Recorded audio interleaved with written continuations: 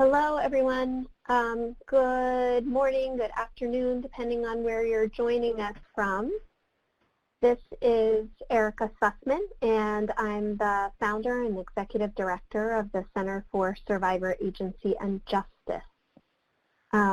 We are very happy to have all of you with us today. It seems like the perfect moment to convene and focus together on self-care for advocates.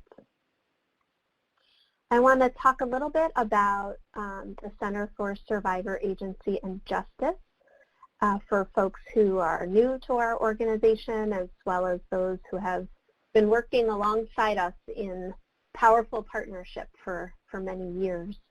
CSAJ has an ambitious vision.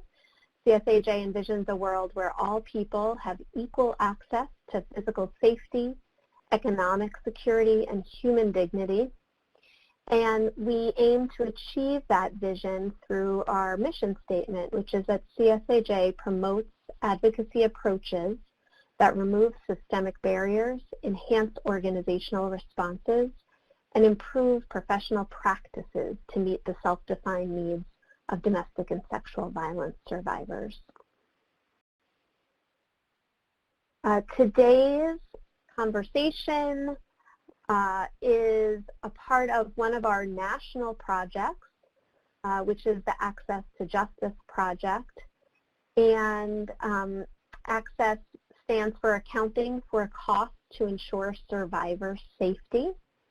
And it's a project that works with non-lawyer legal advocates to remove the costs and also to address the economic barriers that survivors face in their attempts to access justice and safety. So that is what this conversation is a part of today, and there's a lot more connected up with the project, so I urge you to reach out to us, check out our website if there's more that you'd like to learn. We have two amazing and longtime faculty and partners with us today who I'm thrilled and really honored to be able to share this space with.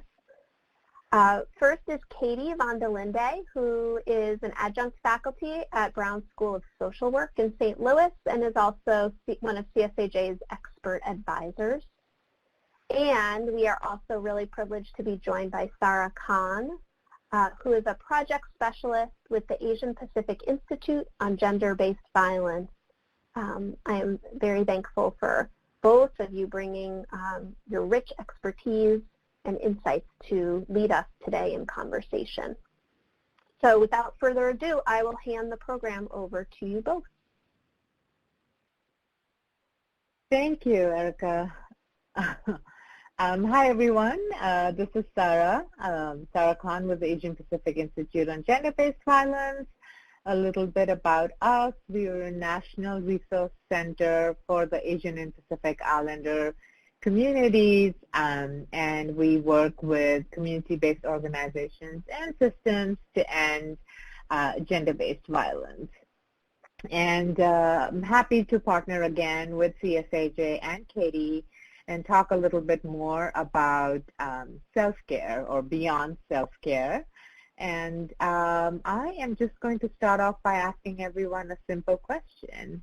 And that question is, what is making you laugh today or bringing joy into your life right now? And feel free to type up in the chat. Or, yeah, well, that's what we're going to go with. What is making me laugh today? And I can model. I'm waiting for you all to type. The sunshine. It was really cold. I'm based in the San Francisco Bay Area, so really cold for me is 34 degrees, and that's what it was. But now the sun's out, so that's making me laugh and bringing me joy right now. And I see people have started writing long walks with their children, music, yay Nicole for the sun, children and knowing vacations in 18 days. Wow, I didn't even pay attention to that. Yay, vacation. My dog jumping into a pile of leaves looking for her toys. Wow. some people are having a lot of fun. I'm loving it and a little jealous, watching the wildlife out of my office window, working from home. Cool fall weather, that's fun. The fall breeze while we experience a warm spell. Holiday planning, yes, isn't that interesting? I saw a lot of, on Facebook, a lot of my friends have already started decorating their trees. I think it's still a bit too early for that for me personally. Janice is saying that what's making her happy, right? What's making them happy right now is the fact that we have a new president-elect of the United States, and other people are agreeing. And yes, that makes the sun brighter, shine brighter. And what else? Vacation, holidays, maybe more change on the way. And yeah, I think we can all agree with that. Carla is already planting her spring bulbs. That is so cool. Dance parties, I love that. I've been seeing a little bit of following some on social media, and I see people are having spontaneous dance parties. Nothing like that. And I think just even reading all these comments, right, they're kind of bringing me joy in the moment. I'm happy. It's my Monday morning, not even afternoon yet, and it's nice to read so much positivity and happiness. And yep, Deborah said broken glass ceiling in the White House. Oh my goodness, I can't even talk about how excited that makes me. And yeah, keep it coming, people, or if we are done.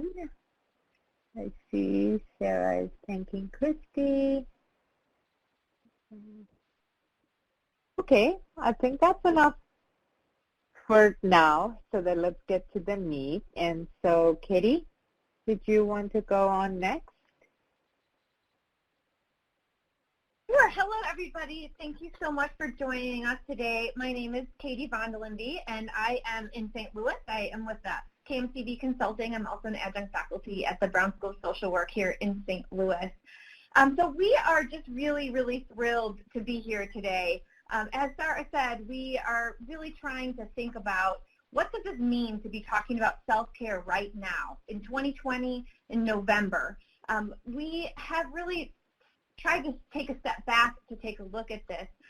As a culture and as an advocacy community, we have oftentimes talked and thought about this idea of self-care. For those of you who joined us in June, at that time we had another call where we really did talk about the challenges and of the idea of self-care.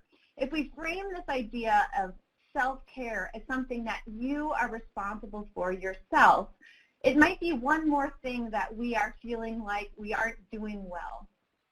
So what we've tried to do in this series of thinking about self-care is kind of changing the frame to think about the idea of community care. How do we care for one another? How do we ask for what we need in terms of self-care? How do we look at our organizations to figure out how they can continue to provide us self-care as advocates? So one of the things that Sarah and I really have talked about a lot is that where are we now? We started doing this in March, some of us maybe a little earlier as the pandemic started to roll into the United States.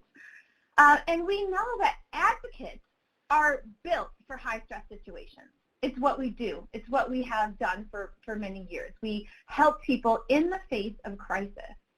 And oftentimes what our role is to help people prioritize, help people do safety planning, to always be looking at what risks we are facing from either our partner or from society, from different levels of oppression, and we're trying to work with survivors to do safety planning to make them safer.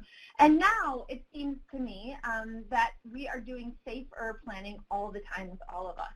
We're doing risk assessment. We're trying to determine what is the thing that we can do right now at this moment, and how do we balance out the risks that we may be facing, not only due to the pandemic, but also to do with the financial crisis that we are currently dealing with, especially for survivors who are dealing with having low resource or living with a partner who is not allowing them to have access to their economic needs for survival. We are also thinking about risks for our mental health. What does it mean to be isolated? What does it mean to be working from home when we are concerned about confidentiality for our clients, when we are both trying to take care of ourselves but also our family needs as we are trying to maybe help school children, help to care for older family members. So we know that this has been a really, really challenging time to work on safety planning. And that we are doing that ourselves, but we're also doing that with survivors. So what does it mean now that we're in November? We have thought about this concept of surge capacity. And this comes from a writing that was in, I think we attached the article that was attached to this, that really looks at this idea that many of us as advocates and as people who are helping around crisis have this ability when there is a crisis moment to surge, to bring all of our energy into that space to try to have this adaptation to this crisis situation. So what we say that surge capacity is really this collection of our adaptive systems. So our mental systems, our physical health, our physical systems that humans draw on when we need short-term survival.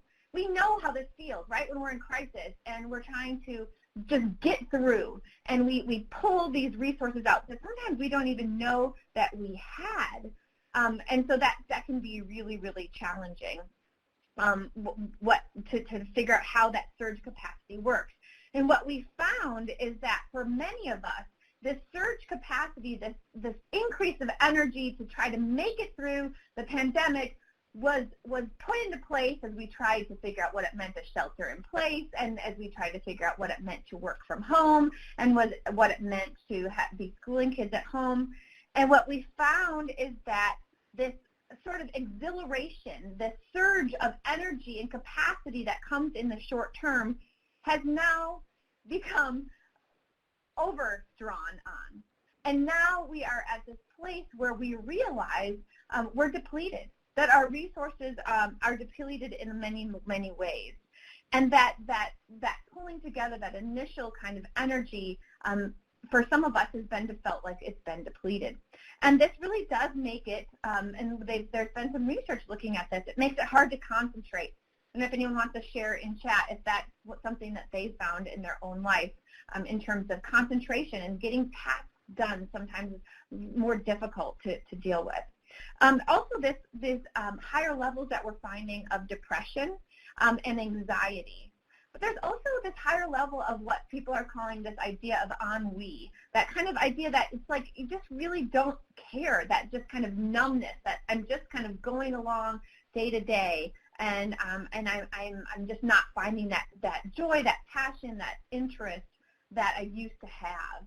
If anyone wants to share some of their stories about what that looked like for them, that'd be really interesting. I think we have to think about this in terms of our advocacy, and also because we're seeing that COVID-19 itself has exacerbated intimate partner violence. And while we've seen this in our different programs in different ways, we're also starting to now have some research looking at that. So one of my old colleagues, Maxine Davis, who is in Texas, has recently published a paper that is really looking at that survivors of intimate partner violence have experienced a lot of different pieces of intimate partner violence that you all are seeing, but they're also seeing things that is connected specifically to COVID-19, denied access to testing, denied access to medication, psychological IPV victimization that has really increase of physical violence. And I think CSHA themselves, ourselves, have done some really interesting work to look at the impact of COVID-19 and the financial life of survivors and how that has impacted advocates themselves. So CSHA recently did a national survey looking at the economic challenges facing survivors due to COVID-19. They really focused on LGBTQ+, immigrant, and survivors of color being as the most hard hit due to COVID-19. And what they found in their survey of the survivors is that 2/3 of survivors reported that they had lost income or jobs and had trouble paying bills. Nearly half mentioned having trouble getting food, concerns about the stimulus checks. I'm sure that some of you have had survivors where maybe they never received their stimulus check, or their intimate partner stole their check or used that check without their permission. Trouble getting access to public benefits and other health-related challenges. So I know that you all are seeing this as well, but we really wanted to highlight that these financial challenges for survivors makes it really challenging for us, too, as advocates. And that's exactly what the research by CSAJ found, is that advocates and programs themselves are struggling to meet increasing demands and multiple needs. And that among the same advocates, like 2/3 reported their own challenges, and I'm sure you're seeing this as well, shifting to remote advocacy or programming. And Sarah's going to talk about that a little bit more. Some advocates have talked about 1/3 reported having to turn away survivors, and 1/5 of the advocates studied were worried that were going to have reduced funding for their programs and services. So we're dealing with a lot, not even to talk about the political environment that we've been going through, just the unknown of what's going to happen, and the divided nature of our country has made it very, very difficult for all of us in many, many different ways. So our search capacity has kind of been depleted in many different ways. The other challenge that we are facing right now is this idea about ambiguous loss. And ambiguous loss is really just defined as loss that is unclear and that lacks any kind of resolution. So what we found in terms of ambiguous loss and our current situation is that we've really lost our way of life, of what we've seen, of how we've done things. We've lost sometimes our rituals, so how we've communicated with people, how we have celebrated weddings or funerals or graduations, just different milestones of life has really changed. And our ability to make choices or to have some sort of ability to kind of make a decision to do something has really been impacted by this idea of COVID and how this impacts our safety. The other thing that really is challenging for many of us is we're dealing with the ambiguous loss of people in our lives as well. So we may have children or other family members who are grieving their ability to see their friends, to have a graduation, to start college, to start a new trade school. And so we're not only coping with our own loss, but also the loss of folks around us and trying to help them cope with those losses. And then also trying to deal with what does that mean for our clients that we're working with, who maybe can no longer move forward on their plans, maybe to leave an abusive partner or to get a new job or to increase their safety in their life. So this can be really challenging in terms of our own mental health and taking care of ourselves. Sarah, you want to talk about organizational impact? Sorry, I was talking and I was on mute, so I'm back. So yes, I do. Well, thank you for that, Katie. I agree with everything that you say. Obviously, we've been talking about this. And, I mean, just last week, grief also and this loss that you're talking about showed up in something as simple as Halloween, right? And my local neighborhood, there were two extreme sides, and one was like, are we even taking Halloween away from our kids? And the other side is like, do you want people to die? So, I mean, everyone is dealing with this new normal, whatever it is. So what does that look like in our work situation? Like, what organizational changes and frustrations and what confusions happen? I don't know about all of you. We're not back at work, but there are some people who are back in agencies, others are not. What does that do to the organizational culture? Feel free to type in the chat what your agency is doing. And So with people either going back or not going back, that adds to the added stress. If you're not going back and you're working in a shelter situation or in direct services after being told your whole life that, oh, you can't work from home because that's just how it is. There are confidentiality struggles, and a survivor should be able to walk in through these doors anytime. So what does this new normal mean? And I can tell you, for a lot of our community-based organizations that do the work, there's also this whole thing of like the digital divide. That was the first thing that happened. You have kids who need to get online, you have advocates who need to get online, and then there are issues with shared spaces. Not everybody has the luxury of having a room, the privilege of getting a room. A lot of our advocates who are from the same communities that the survivor is from. So what does that do with confidentiality in terms of language access? What happens when people in your at home understand what you're saying, which could also include the kids? What does forced from home mean for the primary caregiver? Do you focus on lunch? Do you have to follow your own whatever your community ethics are? How do you do your whole work week? And I could be talking to anybody across the spectrum, but if there seems to be a gender divide on who gets lunch. I have friends who are not in the same field is basically been telling me that it is such a pain. Like earlier it was like, all right, the kids took the lunch and they went, or they bought lunch at school, and now it's constantly having to worry about, is the pantry filled? Is it not filled? Just simple things like that.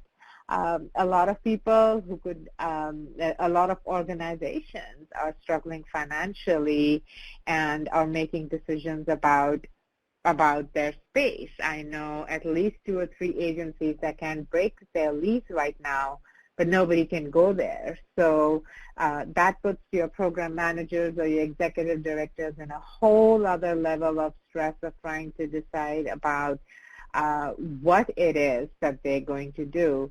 Absolutely, right? I mean, hours and hours of screen time, what does that do to you?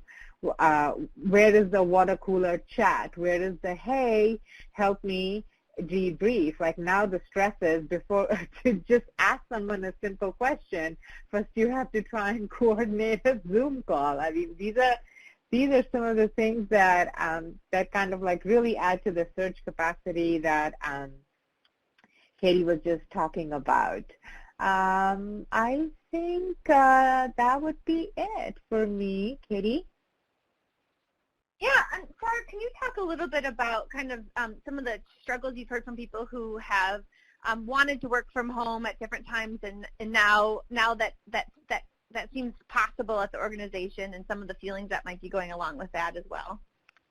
Yeah, absolutely. Oh, sorry, I thought I did address that. So people have been wanting to work, people would be like, we could work from home, and then the organizational culture was like, no, you have to be in the office. We can't let you have files or, even if it is not direct services, even if it is your accounting person. And now suddenly all of this is happening, and it's like, well, what does that mean? Like now everyone is revisiting the culture of having a physical brick and mortar office. Like, do you even get to go there?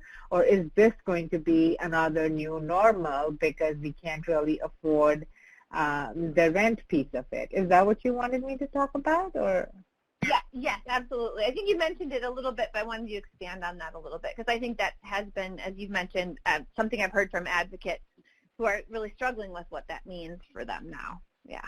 Right. I mean, it's like your whole reality is altered. And it's like, now what? Like, how can we do this? So we can. There is no such thing as you can't work from home, especially in places like here in the Bay Area, right? The tech industry has the telecommute part anyways, just the nonprofits were not doing it. Pamela Hagan also shared that they do Corp prep and accompaniment, so it's a lot of hand washing, masking up, temperature taking, and please don't cry on my shoulder. So yes, it even impacts how we are with our clients when we're with them in person, but can no longer do those things that we have done to comfort folks, and have had to find new ways of doing that as well. So thanks for sharing that, Pamela. So I'm sure that you can all know you have indicators within your body that you've met your surge capacity. So wondering if people would be willing to share some of their feelings, behaviors, or thoughts of how you know that you've met your surge capacity. I know I mentioned some of that concentration as a challenge. We've also found lack of drive, focus, a more difficult time having empathy, having high emotions, and sometimes opposed to the numbness, being more reactive to different situations that maybe before you would have had a little more patience around, having more anxiety, finding yourselves becoming angry more often. So Sarah wrote anxious or depressed, sometimes feeling helpless of I don't know what to control.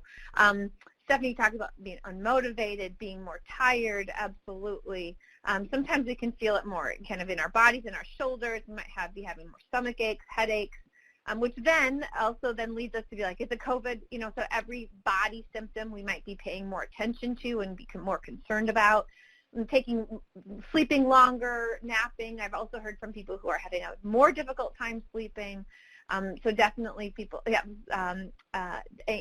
increased anxiety. So there's a lot of information we're getting from our bodies, from our mind that this is really tough, that this is really hard things that we're trying to go through right now.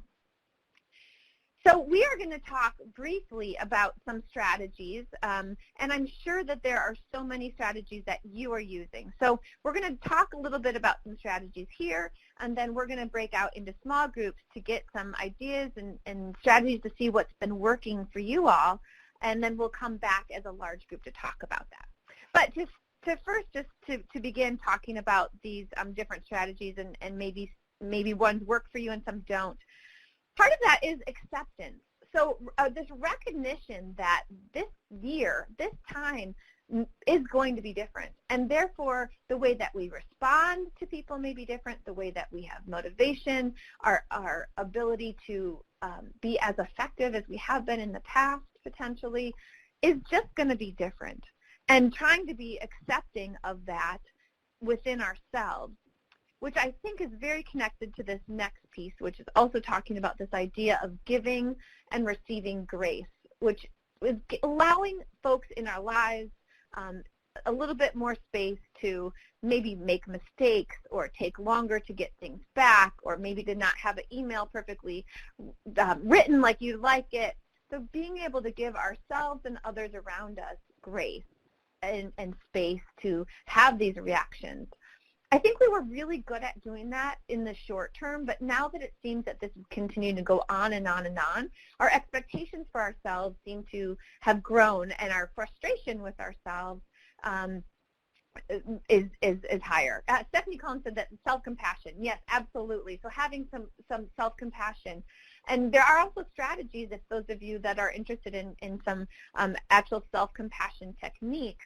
If you actually Google self-compassion, there's some strategies about working around mindfulness and then looking at the messages that you have for yourself, changing those messages to be positive, warm, loving, and being your own self's most biggest fan, and that can be really, really helpful in the process. Another thing that we can do is grieve, and I think, again, we did this in the short term when this happened and we were sad about things that changed, but this long-term grief sometimes is making us feel like I got to just put it all away and move forward, and that realizing that sometimes we're going to have to go back to that space of grief and pain and challenge and sit there with that feeling, that ambiguous grief. If we can name it, if we can do some journaling, if we can talk to people about that, that's really can be really helpful. My experience also with advocates is that this grief is very hard because we oftentimes feel shame and blame in ourselves if we have these strong feelings, because we may know or notice that actually what we're experiencing is different than the survivors that we're working with, and we see that maybe their lives are impacted in ways that sometimes feels like we don't have the right to have our own reactions or to have our own grief or to have our own feelings, but to recognize that this is affecting everybody and that it may look different than how it's affecting our survivors, but that you do have the right to give yourself some space to have your own feelings, your own reactions, which actually goes, again, really well with our next one, which is the both and thinking, that we're not, it's not black and white. It's just not COVID is all bad. It's not all good. It's just that there are things that are going on. So, for example, we can think that this time with COVID is awful, and being able to work from home has brought some different things in my life that I didn't expect that I would be able to find doing that. So looking at that things are much more complex and nuanced. I actually think advocates are really good at both and thinking, and I think we have a lot to teach other people about that as well.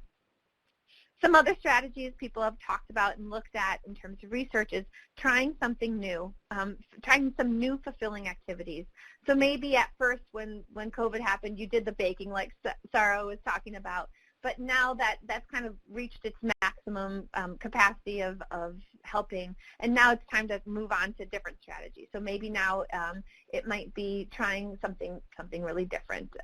My son recently picked up disc golfing, which is something that it doesn't take much money, and you can be outside and not with a lot of other people. So maybe there's some new things that you've tried if you want to share in chat, some things that maybe you didn't even try right away at COVID, but now you've tried. Another thing that seems to be really important in terms of our own health and well-being is maintaining and strengthening important relationships.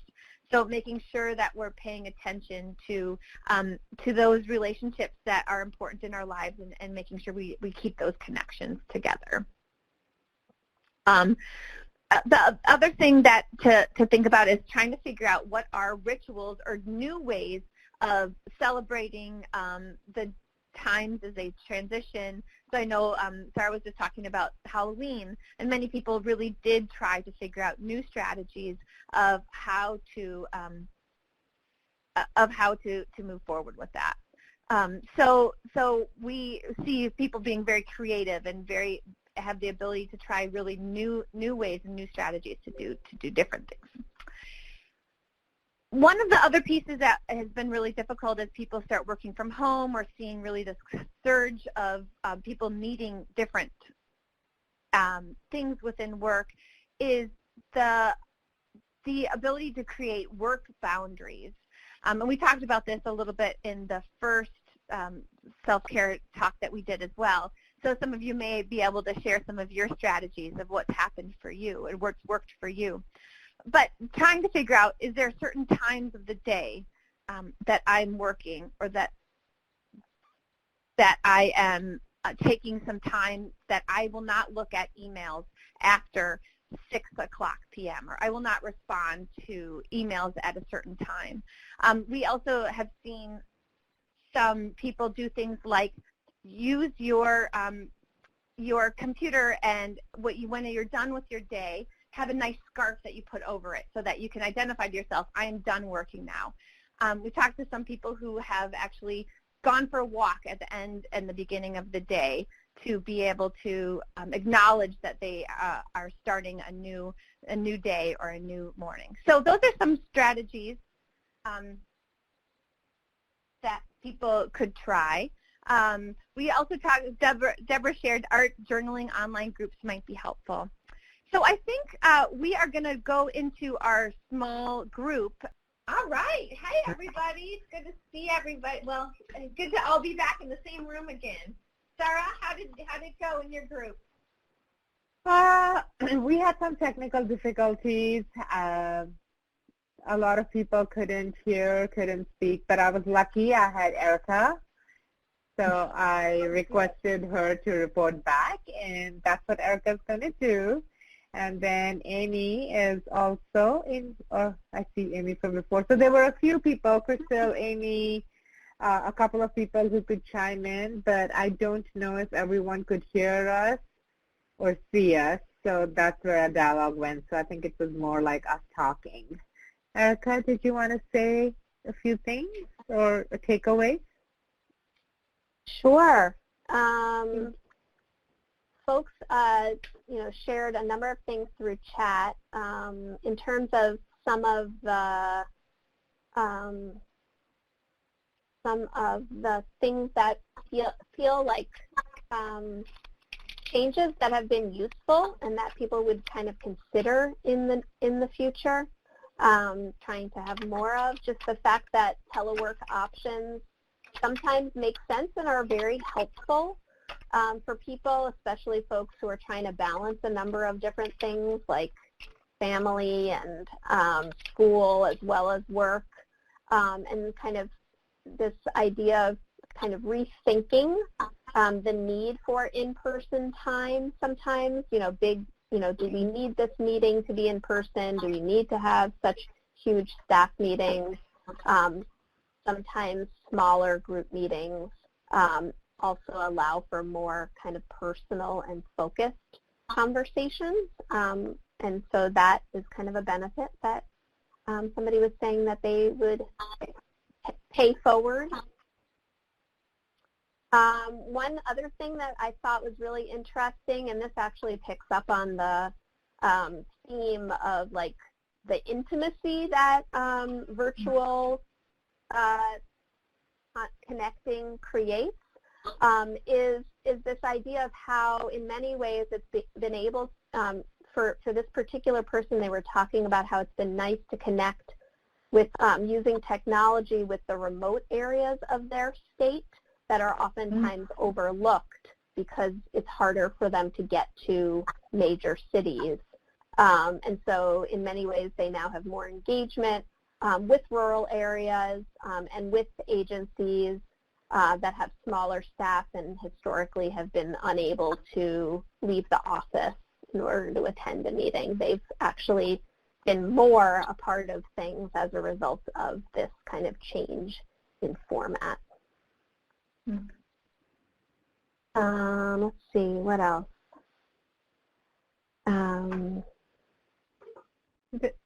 There was that. There was also, yeah. Sorry, finish, Erica. No, you go. No, just kind of just talk about, how folks also felt like it was both a dichotomy, like folks felt that, oh, this is more connection with the rural areas, but then people who lived in the rural areas kind of missed travel and, not being able to go to the city once in a while.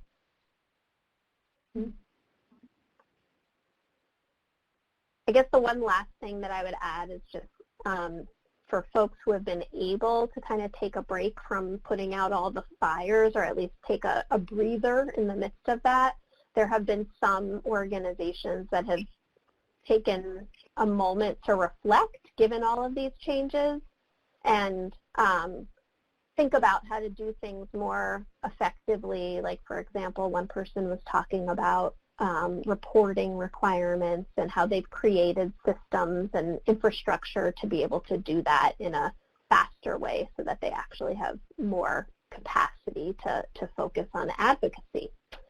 So those opportunities for institutional change were lifted up too.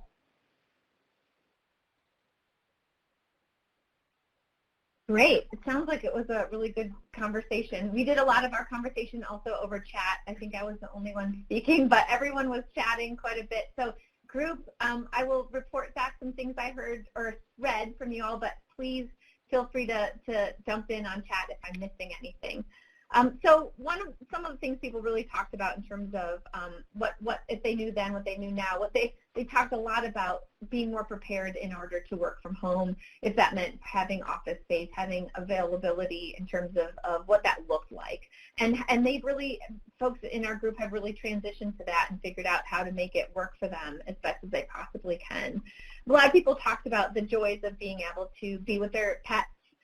Some people talked about having more time with their family, the wonderful things about being able to cook a meal and have a hot food, actually saving money by not commuting and saving time. So there were some really positives within that. People also talked about, one of the things I thought was really cool, talked about this idea of the change to actually, when you are sick, not go to work. And kind of what that looks like and what that might mean in the future after we're not worried about COVID, that we just shouldn't have to go to work when we're not feeling well, and that there should be systems in place within our workplace to set up that. So we have people to cover phone calls or people to answer the door or whatever we might need in our organizations, and that we also have appropriate sick leave and mental health leave if that is necessary. So we talked about that a lot. We also talked about different strategies in terms of doing self-care. People talked about that, like creating things was really something that helped for them. Another person talked about that they were asked to join another committee, and it was a diversity committee, and as a person of color, they felt like that's why they got asked, and so they said that they just ignored that request, and that sometimes our workplaces continue to pile things onto us, especially if people see us as capable or very interested, and that sometimes we have to set those boundaries in order to be able to do our own work well, and be able to be okay and comfortable with that. So those were some of the things that I heard from our group. If anybody heard me missing anything, let me know.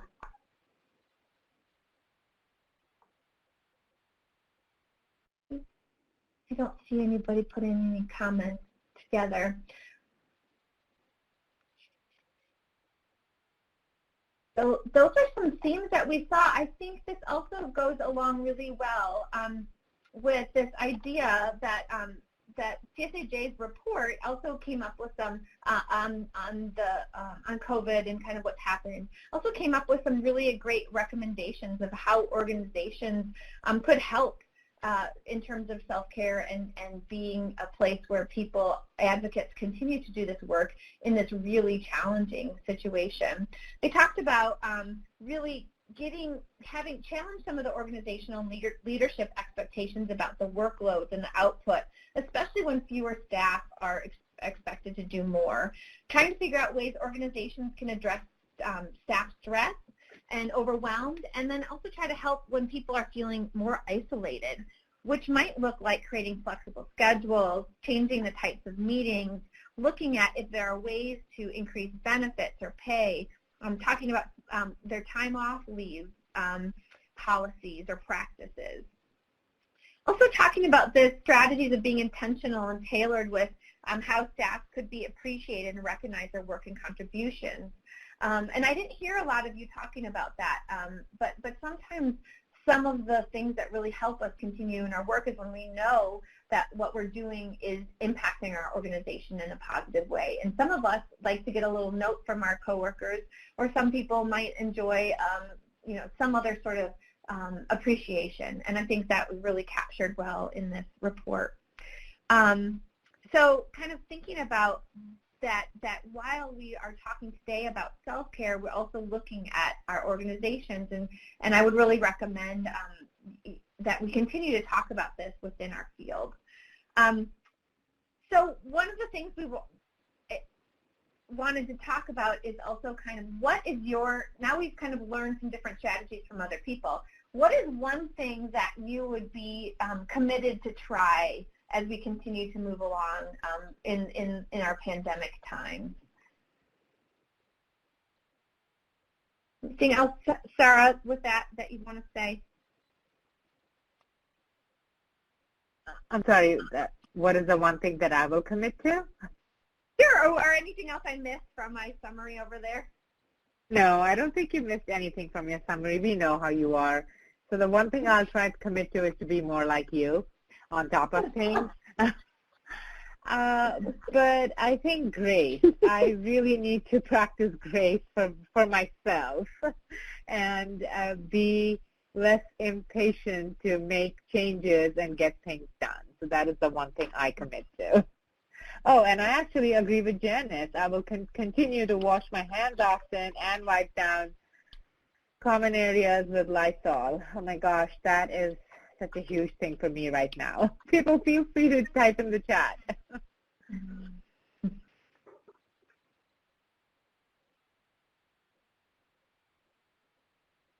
So I will say one of the things we talked about in our group is having a self-care accountability partner, which self-care and accountability, sometimes they don't seem to go hand in hand, but I had a self-care accountability partner and that person moved away and is in a whole different field now. And so I need to, I'm committed to finding a new person that I can check in with, and that I also will empower to tell me if they see me kind of not having a good balance. And so that's something that I am committed to trying and working on. And some of the research shows that this really helps, that we have 65% more of a chance to reach our goal, and if our goal is around self-care, if we have an accountability partner. And if you have a scheduled meeting with that accountability partner, you're 95% more likely to reach that goal. And so I think having goals around care and compassion for ourselves and grace is something we don't often think about, but it can be super helpful. I like to think of it as a well-being plan, because I want to be doing this work for the next 20 years, and I want you all in this work too, if that's where you are committed and wanting to be, and not have to leave due to burnout or compassion fatigue. So that's one of the things that's really important for me. Katie, one of the things that you had mentioned earlier really struck me earlier on in the program today about, sometimes we get so focused on self-care that we set goals that are actually contribute to the anxiety. And I think you were talking about how you were really focused on doing all of these like online exercise apps, and that you've shifted toward, doing walks sometimes. So yeah, I just want to acknowledge like the balance that needs to be struck in terms of like how do we create, I guess the question is, how do we create spaces that are authentic self-care without recreating additional, sort of stress for ourselves, right? Because those of us who are achievers, oftentimes, which is all of us on this call, sometimes, when we have something that we feel passionately about, we want to do it the best. And I think some of it is about, creating self-care practices that are coming from a place of equilibrium and good enough spaces. Absolutely. Another piece that helps me think a lot too is kind of how do I tap into those activities that bring me joy, and how then do I prioritize those? Because maybe playing with my dog for 10 minutes is going to bring me more joy than meditation. It's a different type of meditation. So figuring out that for you, what are those things? How does that connect to? And how does that look day to day differently? That one time this might work, and some other time something else might work. I think that was something we even had in our first webinar when we were talking about self-care. Yes, a pedicure is pedicure at one time sounded so amazing. Pedicure, massage, manicure, all of that. But what is sustainable, right? And it looks different for different people. Internally, meditation would not work for me, but playing with the dog would. And taking a class would drive me crazy only because I would want to be the best at it, and then I'd be bummed because I didn't burn the calories. So where's the joy in that? So I agree with you 100%. It is about finding the joy, and what are you going to do long term? Yeah, absolutely. One of the other things that I've done to frame kind of this for me, and if you are somebody that wants to do things right all the time, that part I've really framed self-care as part of an ethical responsibility that I have to do my work, and that if I am not balanced in a place where I'm getting my needs met, that I'm actually being unethical in the practice of the work that I'm doing. And that then makes me feel like, oh yes, I really do need to pencil this in or put it in pen, I should say, into my calendar, in my schedule. Mm-hmm.